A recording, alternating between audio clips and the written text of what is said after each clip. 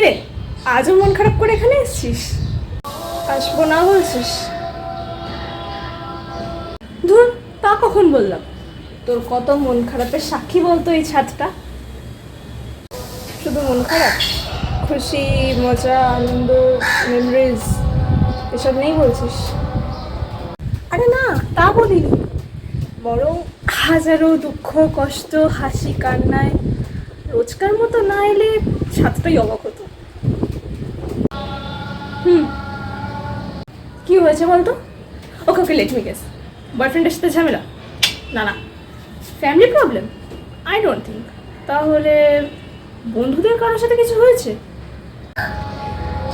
Guess শেষ হলে এবার আমি বলি। ইয়েস মাই ডিয়ার, শুনতেই তো চাইছি। যদি বলি মন খারাপের কারণ তুই। আমি? আমি আবার কি করলাম?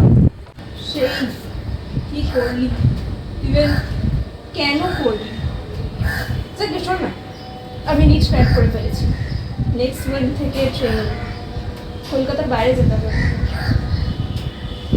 ও গ্রেট, গুড নিউজ তো। বাট এবার বলিস না এটার জন্য তোর মন খারাপ।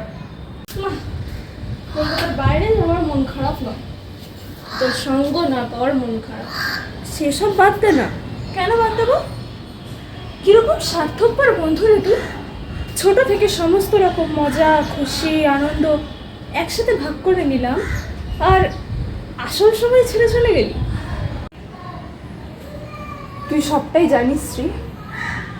হ্যাঁ জানি, তারপরও বলছি, ফার্স্ট অ্যাটেম্পটে ফেল করে সেদিন যদি তুই ফ্যামিলির জন্য আমাদের প্রিয় ছাদ থেকে সুইসাইডটা না করতিস, আরও পরে নেক্সট টাইম অ্যাটেম্প্ট করতিস, তাহলে হয়তো আজকের খুশিটা আমরা দুজন মিলে ভাগ করতে পারতাম।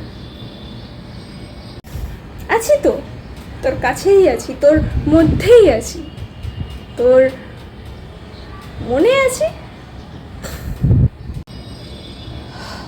খুব মিস করি তোকে, খুব।